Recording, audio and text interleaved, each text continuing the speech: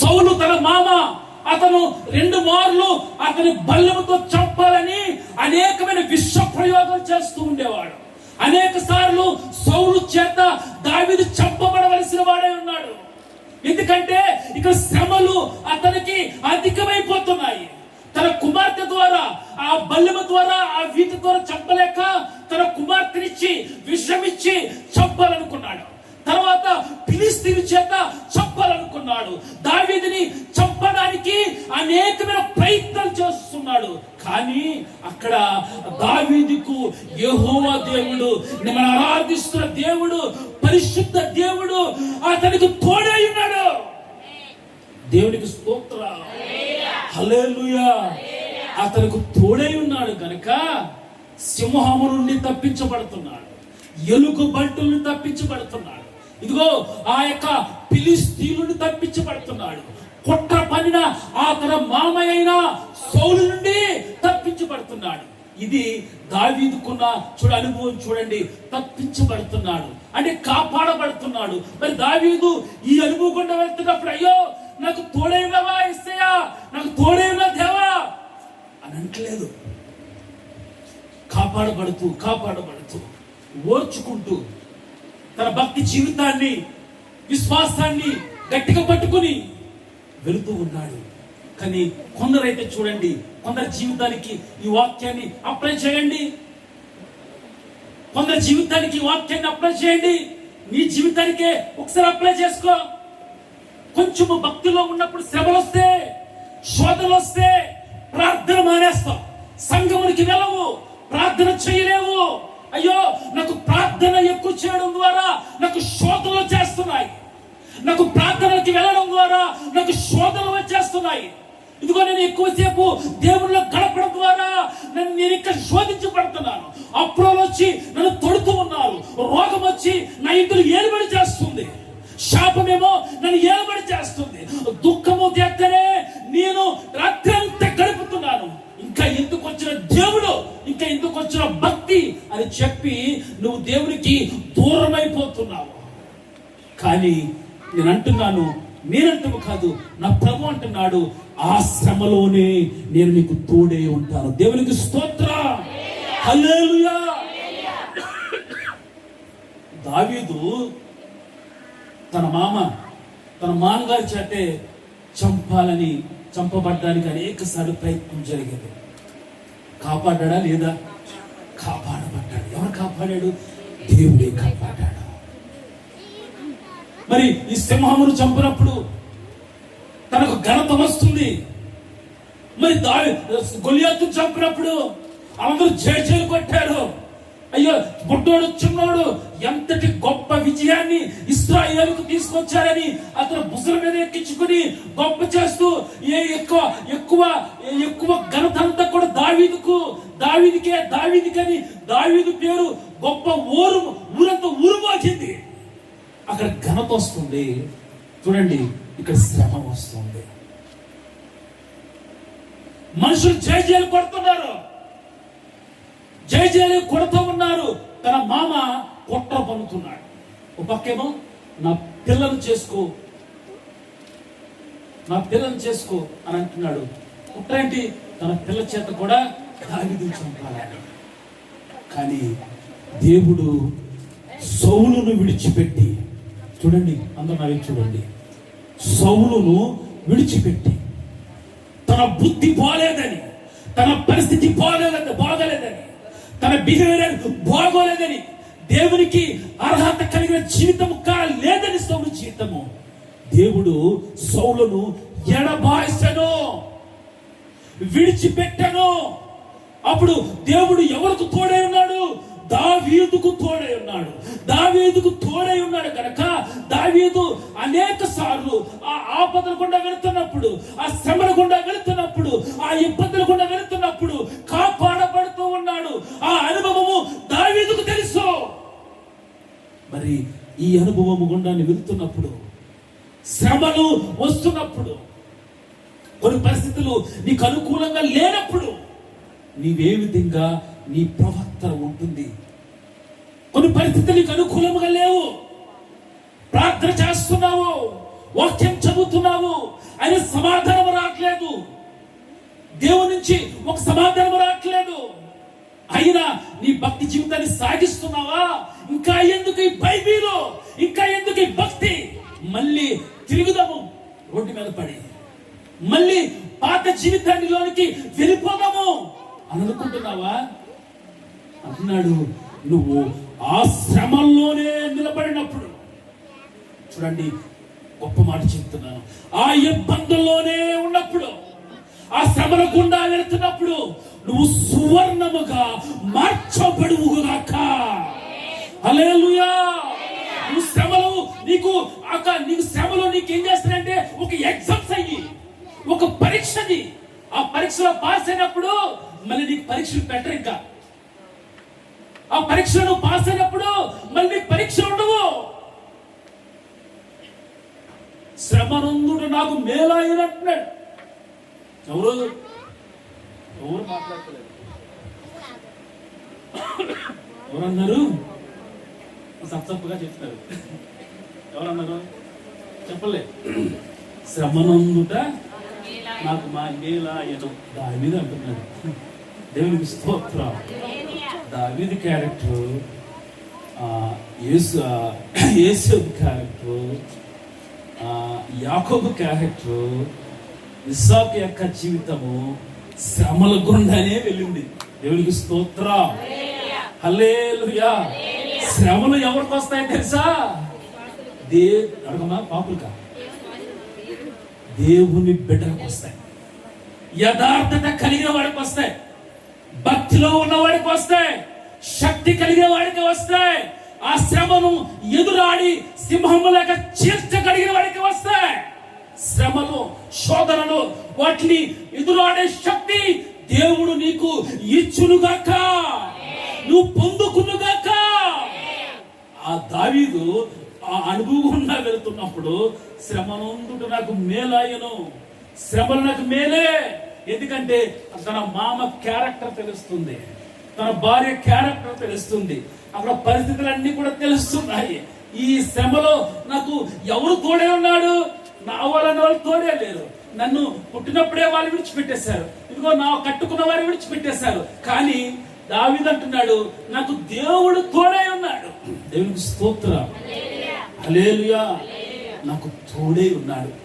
ఆయన తోడే ఉన్నాడు కనుక దావీదు కాపాడబడుతున్నాడు. మరి 23 కీర్తన అయ్యి ఉంటాడు, యెహోవా నా కాపరి, నాకు ఏమి కలగదు, పచ్చిగల చోట్ల ఆయన నన్ను పరుండ చేస్తున్నాడు, శాంతికరమైన జలముల యొద్ద నన్ను నడిపిస్తున్నాడు.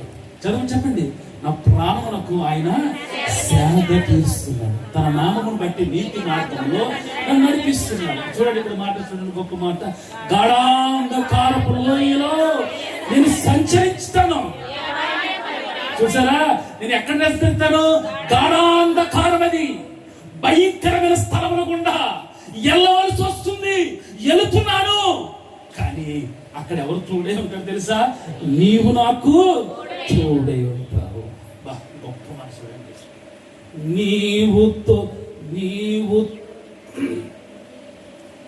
నీవు నాకుండగా, నీవే నాండగా, నీవే నాకుండగా, నీవే నాండగా, నీవే నా ఆత్మదాము తీర్చిన, వెంబడించిన బండవు, నీవు నాకుండగా. యేసయ్యా, నీవే నాండగా, నీవు నాకుండగా,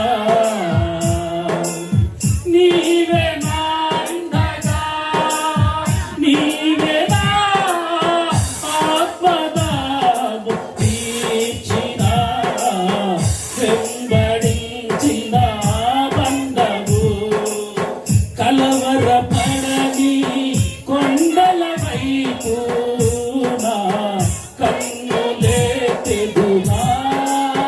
కొండల వైపు నా కన్నులెత్తి కొదువతో నిన్ను కుమిలెదనా.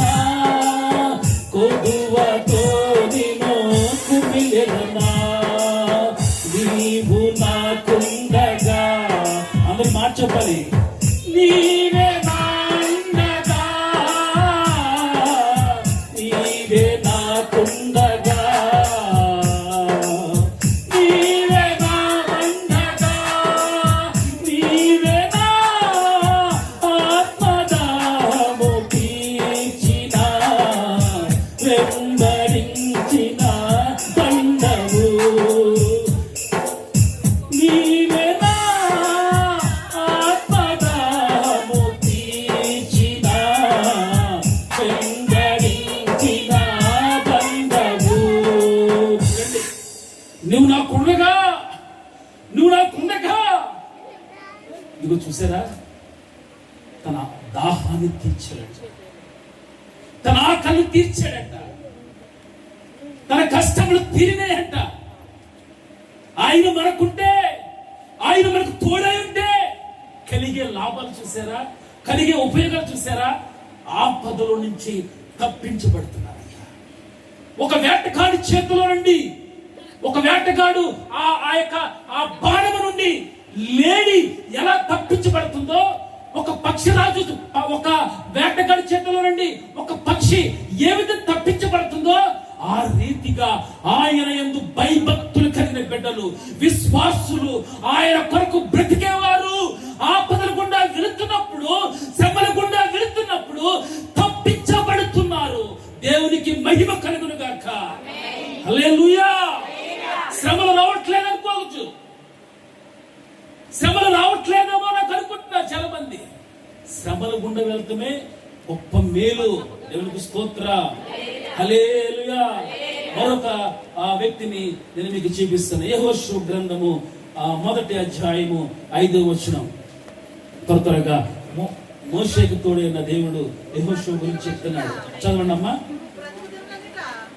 చదవండి. నేను మోషేకు తోడై ఉన్నట్లు ఎవరికమ్మా? నీకును తోడై ఉందును. దేవునికి స్తోత్రం.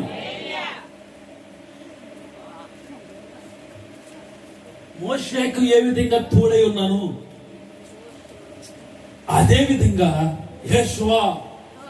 జాషువా నువ్వు భయపడుతున్నావు కదా, నీవు చిన్నవాడుగా ఉన్నప్పుడు, ఇదిగో పిల్లవాడిగా ఉన్నప్పుడు మోషే మీద ఏ విధంగా ఇశ్రాయేలు తిరుగుబాటు చేశారో నువ్వు చూసావు కదా.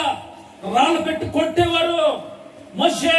మోషే ఏ ఐగుప్తులోని సమాధులు లేవా, మాకు ఈ అరణ్యంలో చంపడానికి తీసుకొచ్చావా అని అనేక సార్లు ఇశ్రాయేలులు మోషే మీద తిరగబడినట్లు, మోషే మీద పెత్తనం చేసినట్లు, మోషేని అనేక సార్లు బాధ పెట్టినట్లు, దుఃఖపడిలే చేసినట్లు చేస్తూ చూస్తూ ఉన్న యెహోషువ జాషువాతో దేవుడు అంటున్నాడు, మోషేకు ఎలాగైతే నేను తోడై ఉన్నానో నేను నీకు తోడై ఉంటున్నా. దేవునికి మహిమ కలుగును గాక. ఆమేన్. మోషే తన జీవితంలో చూడండి, ఆ ఇశ్రాయేలును నడిపిస్తున్నప్పుడు ఇక చక్కగా ఆహారం దొరుకుతుంది, చక్కగా తింటున్నారు, చక్కగా తిని పండుకుంటున్నారు. తర్వాత మాకు కొదువ, మాకు అది లేదు, మాకు ఇది లేదని సనుగుకోవడము, తిరగబడటము, మోషే మీద తిరగబడము, మోషేని ఆ మాటలు అనరాని మాట్లాడము. అది చూసిన జాషువా యెహోషువ అనుకుంటున్నాడు, నేను వీళ్ళ చేతిలో కావలసిన వాడే ఉన్నాను.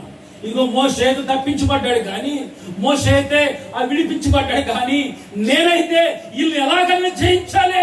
యోర్దానేమో పొంగుతూ ఉంది కదా, యోర్దానేమో ఇశ్రాయేలు మీదకు పొంగుతూ ఉంది, ఆ అలల చేత పొంగుతుంది. ఆ గండి పడితే ఆ యొక్క ఇశ్రాయేలులందరూ కూడా ఆ యోర్దాను నదిలో మునిగిపోతారు. అలా మునిగిపోతే రాళ్ళు పెట్టి చంపుతారు నన్ను. ఏంటి ఈ పరిస్థితి, ఏంటి ఈ బ్రతుకు? ఈ బ్రతుకు కన్నా, బ్రతకడం కన్నా చావడమే కరెక్ట్ అని అతను అనుకుని, తన హృదయం అనుకుని భయపడుతున్నప్పుడు దేవుడి నుంచి, ఆకాశం నుండి మాట వస్తుంది. ఇదిగో నేను మోషేకు ఏ విధంగా నేను తోడై ఉన్నానో, మోషేతో ఎలా అయితే మాట్లాడానో, మోషేతో ఏ విధంగా నడిచానో, మోషేతో ఎలా అయితే కనపడ్డానో, ఆ దేవుడిని నేను ఇంకా సజీవుడిగానే ఉన్నాను. అతనితో మాట్లాడిన దేవుడును నీతో కూడా మాట్లాడే దేవుడిగా ఉన్నాను. దేవునికి స్తోత్ర. హల్లెలూయా. అప్పుడు తనకు గొప్ప ధైర్యాన్ని ఇచ్చిందంట ఆ మాట, నేను నీకు తోడే ఉన్నానన్న మాట.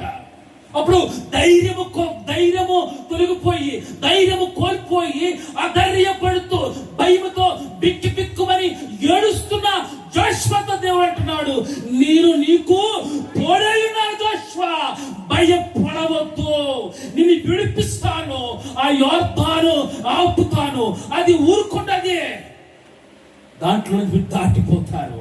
దేవునికి మహిమ కలుగును గాక. హల్లెలూయా. చూడండి, ఈ జాషువా గురించి మనం చూసినట్లయితే, జాషువా ఈ పరిస్థితులు గుండా వెళ్తున్నప్పుడు అతనికి కూడా ఆ శ్రమలే ఎదురయ్యాయి, నాయకుడికే కష్టాలు ఎదురయ్యాయి. కానీ దేవుడి నుంచి వస్తున్న వాగ్దానం ఏంటో తెలుసా? నేను నీకు తోడై ఉన్నాను. దేవునికి స్తోత్రం. హల్లెలూయా. మరొక వ్యక్తి గురించి నేను చెప్పబోతున్నాను. అపోస్తల కార్యాలు 7వ అధ్యాయము 9 నుంచి 10 వచనాల్లో యోసేపు గురించి ఒక మాట.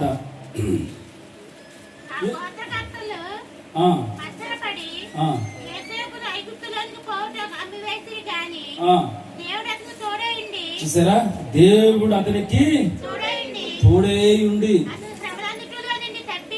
అతని శ్రమలో ఎన్ని కొన్నేనా అన్నిటిలో నుండి తప్పించి దయను జ్ఞానమును ఐగుప్తు రాజైన ఫరో ఎదుట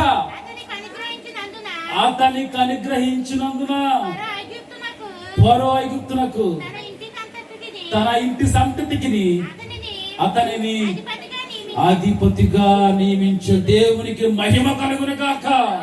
హల్లెలూయా. చూడండి, యోసేపు తన జీవితము తన అన్నల చేత వెలివేయబడి గుంటలో పడవేసినప్పుడు ఆ గుంటలో తప్పించబడ్డామురా అన్నప్పుడే మళ్ళీ ఐగుప్తులుగా వేశారు. ఆ ఐగుప్తుల నుంచి సరే ప్రాణం బాగానే ఉంది, నేను బాగానే ఉన్నాను కదా అని అనుకున్నప్పుడు మరి ఒక శ్రమ నుంచి రాజు గృహంలోకి వెళ్ళినప్పుడు చక్కగా ఆహారం దొరుకుతుంది, బాగానే ఉన్నాను కదా అనుకున్నప్పుడు ఆ యొక్క ఫరో యొక్క యజమానులందరూ శోధన, ఆ శోధనలో నుంచి జైలు అనుభవంలో నుంచి తన పరిచారికల నుంచి మరొక అనుభవాలు, శ్రమల గుండా నలిగిపోతూ తన విశ్వాసాన్ని మాత్రము గట్టిగా పట్టుకుని తన విశ్వాసాన్ని కాపాడుకుంటూ తన జీవితాన్ని, తన విశ్వాసాన్ని, తన పవిత్రతను కాపాడుకుంటూ ఆ దేశంలో అతను సంచరిస్తూ ఉన్నాడు. అతను వెళ్తున్న పరిస్థితిలో ఆ యొక్క పూలబాట కాదు, ముళ్ళల గుండా వెళ్తున్నాడు. ఆ అనుభవం ఏ అనుభవం అంటే ఆ యొక్క భయంకరమైన అనుభవం, ఆ యొక్క గొప్పరాళ్ళు, ముళ్ళ పొదలు, ఆ అనుభవము దుఃఖానికి సూచనగా ఉంది. కానీ అతనికి దేవుడు తోడై ఉన్నాడు.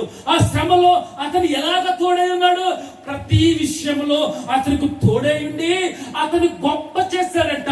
ఈ క్యారెక్టర్ మనం చూసినట్లయితే, యోసేపు జీవితం చూసినట్లయితే, తన జీవితము మొదట నుండి శ్రమల గుండగానే వచ్చింది.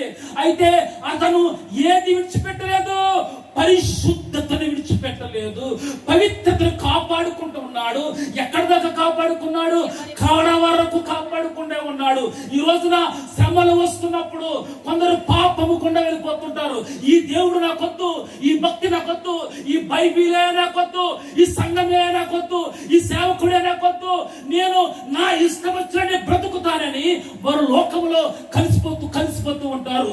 దేవుడు వాళ్ళకు తోడే ఉండరు, పాపంలోనికి పడిపోతారు, శాపంలోనికి పడిపోతారు.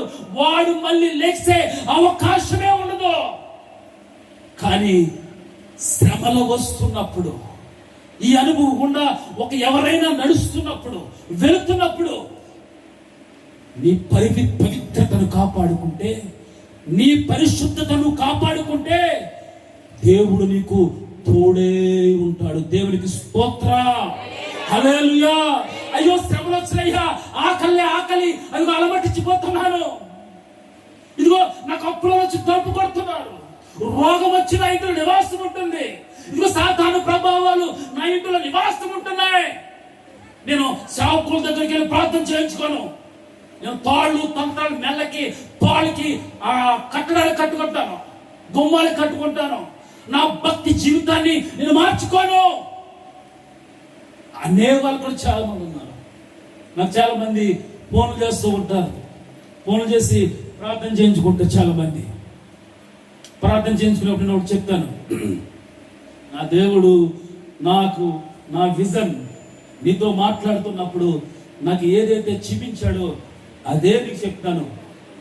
నువ్వు కనెక్ట్ అవుతావు దేవుల్లో, లేకపోతే ఇదే చివరి కాలు అంటాను నేను. వాళ్ళకి బాధ అనిపించవచ్చు, ఎందుకంటే ఏదైనా డైరెక్ట్గా చెప్తే వాళ్ళకి ఎక్కడ లేని కోపం అంతా చేస్తూ ఉంటారు. చాలా మంది అలాగా ఆ ఫోన్ కాల్లో తర్వాత మాట్లాడి అన్న వందనాలు అన్న సరే అన్న తర్వాత మాట్లాడతారు అంటారు. ఇంకా వాళ్ళు అక్కడి నుంచి కనపడరు. తర్వాత తెలుసుకుంటారు, అమ్మ పలానా బ్రదర్ ఉన్నాడు కదా, ఆ సిస్టర్ ఉన్నారు కదా, ఎలా ఉన్నారంటే అన్న తన జీవితం ఇంకా దారుణంగా అయిపోయింది.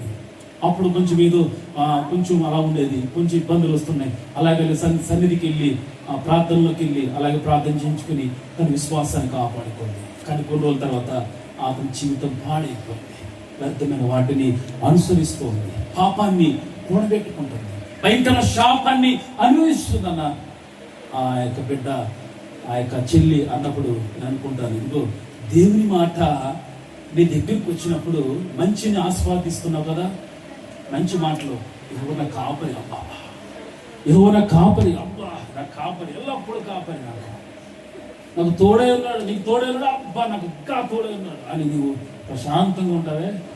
నీ పాపాన్ని విడిచిపెట్టు అంటే నా పాపమా, నువ్వు ఎలా కనపడతాను, నీకు ఎలా కనపడతాను, నేను పాపినా అమ్మా, నువ్వు ఇలా ఉండకూడదండి, నేను ఎలా ఉండాలి మరి అని చెప్పేవాళ్ళు కూడా ఉన్నారు. దేవునికి మహిమ కలుగును గాక.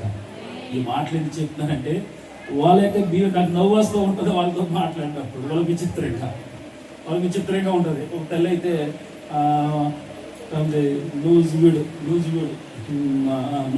ఆ తల్లి, అన్న నువ్వు నాకు కువైట్ నుంచి నాకు కువైట్ నుంచి ఒక అక్క ఇచ్చింది, అక్కడి నుంచి అక్కడ ఉన్నప్పుడు నీతో ప్రార్థన చేయించుకుందాం అనుకున్నాను, నా వల్ల అవ్వలేదు. ఇదిగో అన్న నేను నా పిల్లోడు కొంచెం తేడాగా ఉంటున్నాడు, వాడి కోసం ప్రార్థన చేయమ్మా అంటే, అమ్మ నీ దగ్గర ఉన్నాడా అంటే ఏముందంటే లేడన్నా, ఎక్కడికో బయటికి వెళ్ళాడన్నా. సరే నెంబర్ పెట్టమ్మా నేను చేస్తాను అన్నాను. వినండి, నెంబర్ పెట్టమ్మా నేను చేస్తాను అన్నప్పుడు ఆ నెంబర్ పెట్టింది. నాకు ఇదివరకంటే అత్మాడికి ఎవరితో మాట్లాడినప్పుడు అక్కడికి విజయవాడ వెళ్ళిన తర్వాత మాట్లాడడానికి అవకాశం తక్కువ ఉంటుంది, ఎక్కువగా మాట్లాడలేదు, ఆ డ్యూటీ అలాంటిది. అయితే సరే అని కొంచెం ఖాళీ అయిన తర్వాత నేను కరెక్ట్గా 11:30కి బ్రేక్ టైంలో సరే అందరు టీకి వెళ్తారు, నేనేదో పక్కన ఏదైనా చెప్పి చదువుకున్నాను చూస్తే సరే ఫోన్ చేద్దామని చూస్తే వాడు ఫోన్ ఎత్తాడు. ఫోన్ ఎత్తి హలో అన్నాడు. బాబు నేను పాస్టర్ గారు అన్నాను. నువ్వు తర్వాత చెయ్యి నేను సినిమాకి వెళ్ళాను మా ఫ్రెండ్స్ తోటి, నా ఫ్రెండ్స్ తో. తన తల్లేమో బాబు నా పిల్లోడు ఎక్కడికో ఏదో కొనుక్కోవడానికి వెళ్ళాడు, ప్రార్థన చెయ్యి, అతను తేడాగా ఉన్నాడు, నాకు భయం వేస్తుంది, అతను ఏ విధంగా ఉంటాడో నాకు అర్థం అవ్వట్లేదు, అతను కొద్ది తేడాగా ఉండి ప్రార్థన చేయ బాబు అని అతను ఎప్పుడో కోవిడ్లో ఉన్నప్పుడు నాకు నెంబర్ పెట్టింది. 2-3 నెలలు అయిన తర్వాత వచ్చిన తర్వాత సరే చేద్దామని ఆ అబ్బాయి చేస్తే వాడు సినిమాలో ఉన్నాను, తర్వాత మాట్లాడతాను నీతో అన్నాడు. సరే తర్వాత వచ్చాడు, ప్రార్థన చేయించుకున్నాడు. అన్నాను నువ్వు సినిమాలు గుండా వెళ్తున్నప్పుడు సినిమా చూడకూడదన్నా, మంచి సినిమా అన్నది, దాంట్లో చాలా తెలుసుకోవచ్చన్నా అని మళ్ళీ నాకే సినిమా గురించి చెప్తున్నాడు. దేవునికి మహిమ కలుగును గాక. మంచి సినిమా అంట. నేను అన్నాను అది మంచి సినిమా కావచ్చు, అక్కడికి పరిశుద్ధులు వెళ్ళరు,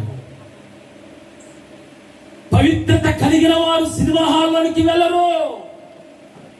పరిశుద్ధతను కాపాడుకోవడానికి నువ్వు శ్రమ పడినా సరే అది నీకు మేలే.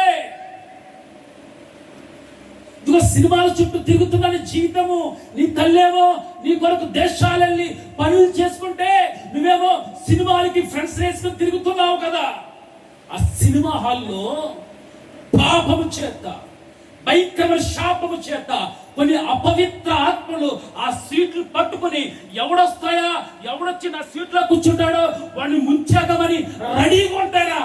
నువ్వు వెళ్ళేవు ముంచేస్తాయి, నువ్వు వెళ్ళావు కదా నేను ముంచేస్తాయి, ఇంకా నీ జీవితం బాగుపడదు. అంత అపవిత్రమైన స్థలంలోకి నువ్వు అడుగు పెడుతున్నావు. ఏంటి మళ్ళీ సినిమా హాల్లోనికి వెళ్ళకూడదన్నా, మంచి సినిమా కదన్నా వెళ్ళకూడదంటావే నువ్వు అని అంటున్నాడు. నేను అన్నాను, ఆ సినిమా హాల్ని ఆనుకుని కొన్ని అపవిత్ర సంబంధమైన వాటి ఉంటాయి. అపవిత్ర ఆత్మలు కొన్ని ఆ సినిమా హాల్ పట్టుకుని, ఆ సీట్లు పట్టుకుని, నల్లులు ఏ విధంగా పట్టుకుని, ఆ సినిమా మంచి సీన్ వచ్చినప్పుడు పుట్టినా సరే మనకు తెలియకుండా ఎలా ఉంటుందో అలాగే ఆ యొక్క అపవిత్ర ఆత్మలు పట్టుకుని నీవెప్పుడైతే ఇంటికి వస్తావో, ఆ ఇంటిలోకి వచ్చిన తర్వాత నీ భార్యను, నిన్ను, నీ పిల్లల్ని ఆ యొక్క గొడవలని స్టార్ట్ చేస్తావంటే అవి అయ్యో సమాధానముగా సినిమాలకి వెళ్ళి వచ్చాం కదా అనుకుంటారు. కానీ ఇంటికి వచ్చిన తర్వాత ఇద్దరు కొట్టుకుంటారు. ఏం కొట్టుకోవడం చూసుకుని పిల్లలు కూడా కొట్టుకుంటారు. కుటుంబాలు పాడైపోతాయి, కుటుంబ వ్యవస్థ పాడైపోతుంది, కుటుంబ వ్యవస్థ నాశనం అయిపోతుంది. సినిమాలు హాలు చుట్టూ తిరుగుతున్న వారి జీవితాలు. పరిశుద్ధతను కాపాడుకోవాలి, పవిత్రతను కాపాడుకోవాలి. దానికి శ్రమలు ఎదురవుతున్నాయి కదా అని అట్లా విడిచిపెట్టడానికి లేదు.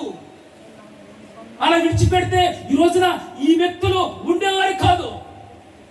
ఇస్సాకైతే ఒక విత్తనం వేశాడంట. ఎలాంటి సందర్భంలో అతను విత్తనం వేశాడంట? భయంకరమైన కరువు, ఆ దేశం అంతా కరువు భయంకరముగా ఉన్నప్పుడు, ఆ కరువు చేత ఆ యొక్క దేశం అంతా కూడా ఇబ్బంది పడుతున్నప్పుడు, ఆ ఇబ్బంది గుండా ఆ దేశము వాళ్ళందరూ వెళుతున్నప్పుడు ఇదిగో ఇస్సాకు, నీ తండ్రి అయిన దేవుడు నేను ఇదిగో నీకు తోడై ఉన్నాను, నువ్వు విత్తనం వెయ్యి అన్నాడు. అతని విత్తనం వేసింది చక్కని వర్షాలు వచ్చినప్పుడు కాదు, చక్కని పైరు వాతావరణం అంతా కూడా అనుకూలంగా ఉన్నప్పుడు కాదు, భయంకరమైన కరువు దినాల్లో అతని విత్తనం వేశాడు. ఆ విత్తనము 100 అంతలైంది. దేవునికి స్తోత్రం, హల్లెలూయా. ఇతను కూడా శ్రమలు ఎదురయ్యాయి, ఇతను కూడా అనేకమైన పరీక్షలు రాస్తున్నాడు, శ్రమైన పరీక్ష. కానీ తన విశ్వాసాన్ని మాత్రము పోగొట్టుకోలేదు, తన పరిశుద్ధత మాత్రము పోగొట్టుకోలేదు, తన జీవితాన్ని కాంప్రమైజ్ చేసుకోలేదు. ఈ రోజున నేను చెప్తున్నది ఏంటంటే, పవిత్రతను కాపాడుకోలేకపోక మరి కాంప్రమైజ్ అయిపోతున్నారు. అంటే ఈ పాపములో నుంచి కొన్ని పాలు అంటే 100% నుంచి ఇది కొంచెం పర్వాలేదు అనుకుని నీకు నువ్వే సమర్థించుకొని పాపములో పడిపోతున్నారు. వీళ్ళు ఇలా నిలబడ్డారు కనుక ఆశీర్వదించబడ్డారు, దీవెనగా మార్చబడ్డారు. పరిశుద్ధ జీవితము ప్రభువుకి ఇష్టమైన కానుక, అర్పణ. అది దేవుడు నీ నుండి అడుగుతున్నాడు, అది దేవుడు నీ నుండి అడుగుతున్నాడు అర్పణ కావాలని. నువ్వేమో కానుకలు వేసి, దశభాగాలు వేసి, ఇవన్నీ ఇచ్చేసి నాతో సంబంధం లేదులే, ఇంకో కానుక ఇచ్చాను కదా, నువ్వు పని, నీ సేవకుడి పని, పాస్టర్ గారి పని, దేవా నువ్వు పని చూసుకో, నేను నా ఇష్టం వచ్చినట్లు నేను బ్రతుకుతాను అని చెప్పే వాళ్ళు కూడా ఉన్నారు. చూడండి, చివరిగా ఒక మాటని చదివి నేను ముగిస్తాను. యాకోబు గురించి చెప్పి నేను ముగిస్తాను. ఆదికాండము 28వ అధ్యాయము ఒక మాట చదివి నేను ఈ వాక్యాన్ని ముగించబోతున్నాను. ఆదికాండము 28వ అధ్యాయము 15వ వచనం. ఇదిగో నేను నీకు తోడై ఉండి నువ్వు వెళ్ళు ప్రతి స్థలమందు నిన్ను కాపాడుచు నీ దేశమునకు మరలా నిన్ను రప్పిస్తాను. నేను నీతో చెప్పినది నెరవేర్చు వరకు నిన్ను విడువనని చెప్పగా యాకోబు నిద్ర తెలిసి నిశ్చయముగా యెహోవా ఈ స్థలమందున్నాడు. దేవునికి స్తోత్రం. ఇప్పుడు చూడండి, ఈ యొక్క అధ్యాయం ఎలా ఉందంటే, యాకోబు భయంకరమైన పరిస్థితి, శ్రమల పరిస్థితి. యాకోబు, యాషావు అన్నదమ్ములు, తండ్రి ఇస్సాకు, మరి వారి పరిస్థితులంతా కూడా మనకు తెలుసు కదా. సమయం అవుతుంది, వివరిస్తారు. చిన్న మాట చెప్పి నేను ముగిస్తాను. ఇతను తన పరిస్థితుల గుండా తన అన్నకు రావాల్సిన అభిషేకము, ఆశీర్వాదము, కృప తను స్వార్థపూర్తిగా లేదంటే పొందుకొని, తన తల్లి ప్రేరణతో పొందుకొని అక్కడ ఆ పరిస్థితి గుండా వెళ్ళి, మరి ఇద్దరు మీ అన్నయ్య చంపేయాలని చూస్తున్నాడు కదా, నువ్వు పారిపో, మీ ఇద్దరు ఒకరే చనిపోతే మరి నేను ఏడవడానికి కూడా లేదు, మీ ఇద్దరు పోగొట్టుకోలేనని తన తల్లి యొక్క ప్రేరణతో ఆ యాకోబు ఆ విధంగా బయలుదేరి వెళ్తున్నప్పుడు భయంతో ప్రాణ భయముతో ఆందోళనతో వెళుతున్నప్పుడు అక్కడ అంటున్నాడు, ఇదిగో నేను నీకు తోడే ఉంటాను. దేవునికి స్తోత్రం, హల్లెలూయా. నువ్వు వెళ్ళు ప్రతి స్థలమందు నిన్ను కాపాడుతాను. దేవునికి స్తోత్రం, హల్లెలూయా. తోడే ఉన్న దేవుడు ఏం చేస్తాడంట? కాపాడుతాడంట. తోడే ఉండడమే కాదు, కాపాడుతాను. ఇంకోటి చూడండి, నిన్ను మరలా రప్పిస్తాను. ఇదిగో నువ్వు భయముతోను ఈ దేశం విడిచిపెట్టి పారిపోతున్నావే, నీకు తోడే ఉండి కాపాడి ఆ దేశంలో నిన్ను ఆశీర్వదించి మళ్ళీ నిన్ను ఇక్కడికి తీసుకొస్తాను. గొప్ప వాగ్దానాన్ని దేవుడు యాకోబుకి ఇస్తున్నాడు. దేవునికి మహిమ కలుగును గాక, హల్లెలూయా. యాకోబు అనుకున్నాడు, అయిపోయిన జీవితము, నాన్న చేతిలో చావలసిన వాడే ఉన్నాను. ఇదిగో వాడు ఇంకా ఈ రాత్రి గడితే నా జీవితం అయిపోయినట్టే, నేను ఎప్పుడైతే ఇక్కడ పడుకుంటానో వాడు వచ్చి నన్ను చంపేస్తాడేమని ప్రాణ భయంతోటి ఆందోళనతో నా బ్రతికే అయిపోయింది అని ఆందోళనలో ఉన్నప్పుడు, ఇదిగో నేను నీ దేవుడను, నీకు తోడై ఉన్నాను, నేను విడిపిస్తాను, గొప్ప చేస్తాను, కాపాడుతాను, నువ్వు కాపాడబడతావు అని దేవుడు ఆ యొక్క స్వప్నమందు ఆకాశము నుండి దేవుడు యాకోబుతో మాట్లాడుతూ ఉన్నాడు. అంతే దేవుడు మా మాట పట్టుకొని కింద చూడండి, యాకోబుని తిరిగి నా తండ్రి ఇంటికి క్షేమంగా వచ్చినట్లు. చూడండి 20 వచ్చిన చూడండి, యాకోబు అంటాడు, నేను తిరిగి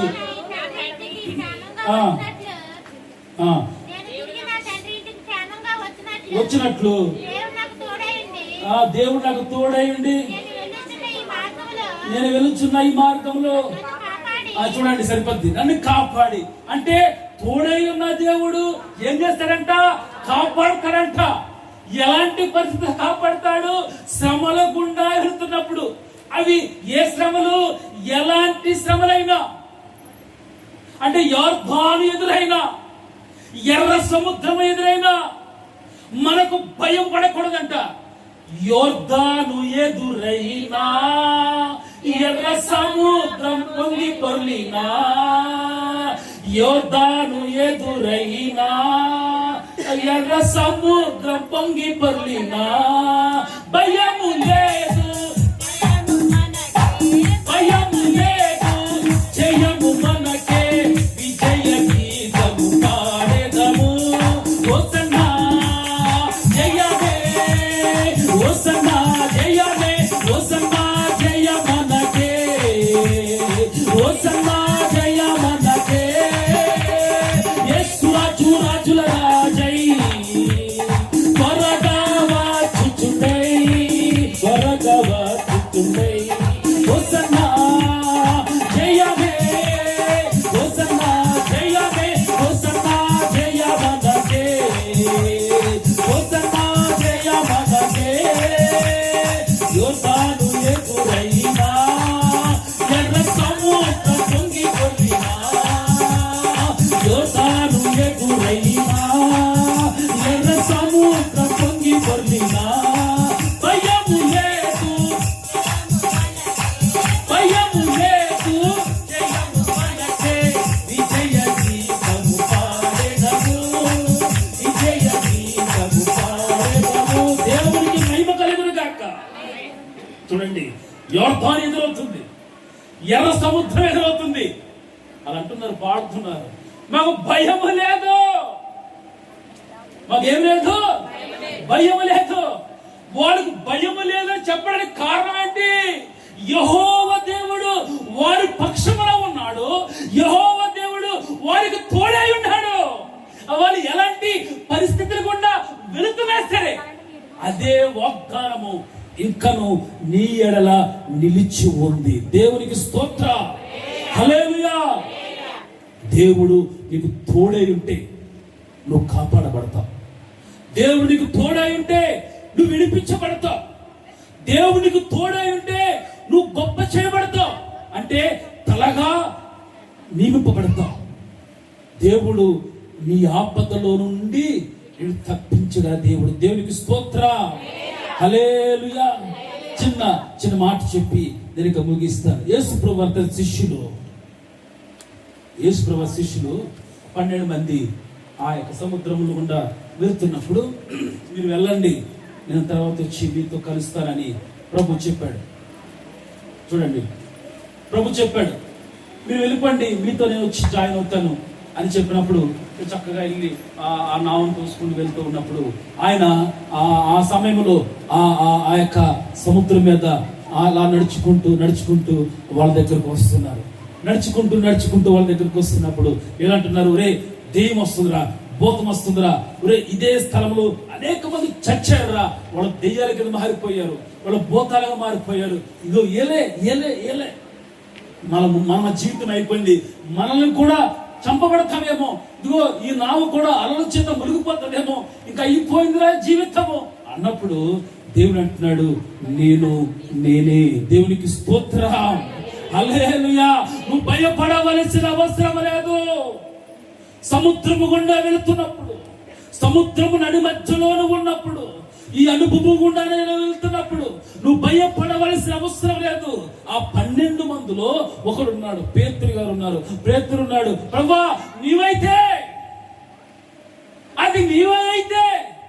నన్ను కూడా రామాను, నీతో కూడా నేను నడుస్తాను, నన్ను కూడా రామాను, నీతో నడుస్తాను అని అన్నప్పుడు ప్రభు అంటాడు, రా పేతురు రా అని ఆ మాట అనగానే పేతురు ఏం చేస్తాడంటే కొంత ఆయన చూసుకుంటూ, చూడండి ఇక్కడ ఈ మాట చెప్పి నేను ముగిస్తాను. ఆ పేతురు ప్రభు ముఖం చూసుకుంటూ ఈ సముద్రం మీద నడుస్తున్నాడు తెలియదు, నడుచుకుంటూ ఆయన వైపు చూసుకుంటూ నడుచుకుంటూ ఆయన దగ్గరికి అంటగిపోయిన తర్వాత అనుకున్నాడు, ఇలాగ గాలి, సముద్రము, మనుషులు ఆ 11 మంది వైపు చూస్తున్నప్పుడు జాయిగా మునిగిపోతూ ప్రారంభించాడు. యేసు వైపు చూస్తున్నప్పుడు ఆ సముద్రము ముంచవలసిన సముద్రము ముంచడం లేదు. యేసు వైపు చూస్తున్నప్పుడు ఆ చంపవలసిన సముద్రము చంపడం లేదు. ఆపద రావటం లేదు, శోధన రావటం లేదు. అక్కడ కాపాడబడుతున్నాడు. ఎప్పుడైతే తన డైరెక్షన్ యేసు వైపు కాకుండా, దేవుని వైపు కాకుండా, పరిశుద్ధత వైపు కాకుండా, పవిత్ర వైపు కాకుండా, లోకము వైపు, మనుషుల వైపు తన జీవితాన్ని ఎప్పుడైతే టర్న్ చేశాడో మునిగిపోవడం ప్రారంభించాడు. తన దగ్గరికి వెళ్తున్నాడు అంటే చెయ్యంత దూరంలోనికి వెళ్ళగానే అలా తిరిగేటప్పటికీ మునిగిపోవడం ప్రారంభించాడు. మునిగిపోవడమే ప్రభా అని కాపాడు. వెంటనే అక్కడ చెయ్యి పెట్టుకున్నాడు. పేతురు అనుభవం చూడండి. నడవడం తెలుసు ఆయనతోటి, మునగడం తెలుసు ఆయనతోటి, కాపాడబడడం కూడా తెలుసు. అంటే శ్రమలు వస్తున్నప్పుడు మునిగిపోతూ ఉన్నాడు. వెంటనే ఆయన హస్తం వచ్చి పట్టుకున్నాడు. దేవునికి స్తోత్రం, హల్లెలూయా. ఇంకా అయిపోయిన జీవితము ఆ అంధకారంలోకి వెళ్ళిపోతున్నానేమో అనుకున్నాడు. ప్రభువా అనగానే ఇదిగో నా దక్షిణ హస్తము, ఇంకా నా బాహువు ఇంకా కోర్చ కాలేదు, అది చాపబడింది. దీన్ని కాపాడడానికి నా హస్తము చాపాను. పేతురు నువ్వు లెగు అని తన చేతిని పట్టుకుని అలా లేపి ఆయనతో పాటు నడవడము. వీళ్ళంతా 11 మంది అనుకున్నారు, వీళ్ళకి ఏమి తెలియదు. ఇంకా ఇలా అనుకుంటారు, ఏ భక్తులు అంటారు, వానాకాలం ఎండాకాలం భక్తులు, వాళ్ళు ఏమి గమ్ముగా కూర్చొని పేతురికైతే మునగడం తెలుసు, తేలడం తెలుసు, ప్రభుత్వం నడవడం తెలుసు, శ్రమల గుండా వెళ్ళడం తెలుసు, ఆ శ్రమల్లో ప్రభు హస్తము చేత కాపాడబడడం తెలుసు. మరి 11 మందికి ఆ అనుభవాలు లేవు. మేము ఎక్కువ ప్రార్థన చేస్తే మాకు దెయ్యాల కళ్ళకు వచ్చేస్తే చాలా చెప్పేవాళ్ళు ఉన్నారు. మేము ఎక్కువసేపు బైబిల్ చదివితే మాకు దెయ్యాలు వచ్చేసి మా నొక్కేస్తే, ఎక్కువసేపు భక్తి చేస్తే మమ్మల్ని ఈ విధంగా టార్చర్ పెట్టేస్తారు, ఇంట్లో గొడవలు పెరిగిపోతే అని చాలా మంది ఆ భక్తి జీవితాన్ని తగ్గించేస్తూ ఉంటారు, ఆధ్యాత్మిక స్థితిని తగ్గించేస్తూ ఉంటారు. నువ్వు భక్తి జీవితాన్ని ఎంత నువ్వు పెంచగలిగితే, తీవ్రతను పెంచగలిగితే, నీ కుటుంబంలో వస్తున్న శోధనలైనా నేను చెప్తున్నాను, నీ బిడ్డల జీవితాలైనా, నీ భర్త జీవితము, భార్య జీవితమైనా, నీ కుటుంబ పరిస్థితులైనా నీ భక్తి జీవితం మీదే ఆధారపడి ఉంది.